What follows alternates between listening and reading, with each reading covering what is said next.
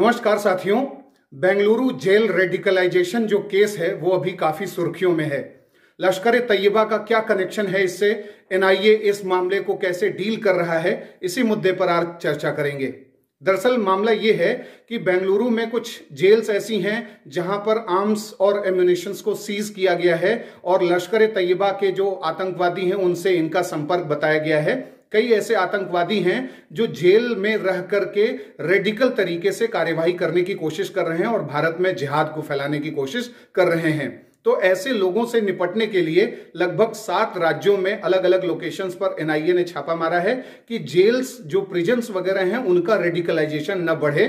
खासकर जो Islamic radicalisation है उसको रोकने के लिए एनआईए बहुत सतर्क हुआ है इस मामले में। और आपको बता दें कि एनआईए को एक स्पेशल टास्क हमेशा से यही दिया गया कि वो आतंकवाद के सभी स्वरूपों से कैसे निपटे। जब मुंबई टेरर अटैक हुआ था 2008 में, तो उसके बाद एनआईए एक्ट पारित किया गया था और 2009 में एनआईए का गठन हुआ और एनआईए को टास्क ये दिया गया कि जितने भी टेरर केसेस हैं उसमें इन्वेस्टिगेशन करना, चार्जशीट फाइल करना, फिर स्पेशल ट्रायल करना और उसके साथ साथ जो अलग अलग कन्विक्शंस हैं उसमें लोगों को नजरबंद करना, डिटेन करना और स्पेशल कोर्ट के द्वारा सजा देने की भी अधिकार इसको दिया गया था।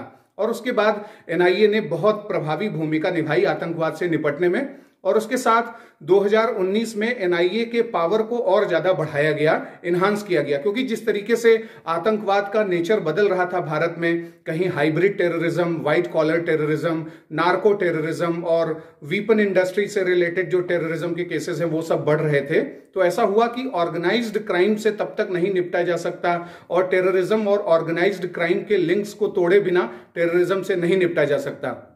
इसीलिए एनआईए को विशेष अधिकार दिया गया। तो 2019 में जो एनआईए अमेंडमेंट एक्ट था उसे पारित किया गया और ये कहा गया कि साइबर टेररिज्म से रिलेटेड जो मामले होंगे उसमें भी पूरा एनआईए अब काम करेगी। ड्रग ट्रैफिकिंग से रिलेटेड जो मामले होंगे, वीपन स्मगलिंग से रिलेटेड जो मामले होंगे, जो भी एक्सप्लोजिव सब्सटेंसेस हैं यानी जो विस्फोटक सामग्रियां होती हैं, चाहे वो माओवादी हो, नक्सली हो, चाहे वो सेपरेटिस्ट हो, अलगाववादी हो, आतंकवादी हो, इंसर्जेंट हो, एक्सट्रीमिस्ट हो, कोई भी हो, अगर वो जो एक्सप्लोजिव सब्सटेंसेस आरडीएक्स जैसे है, आईईडी है, इम्प्रोवाइज्ड जो एक्सप्लोजिव डिवाइसेस वगैरह होती हैं, इन सब से जुड़े हुए अपराधों में अगर लिप्त है तो उसमें इन्वेस्टिगेशन करना, उसमें चार्जशीट फाइल करना और उसके बाद उसके खिलाफ कार्यवाही करना, ये सब अधिकार दिया गया।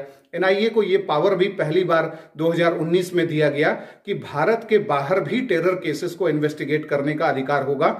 लंदन में, कनाडा में, कुछ अलग अलग जगहों पर एनआईए ने ऐसी कार्यवाही करी भी है।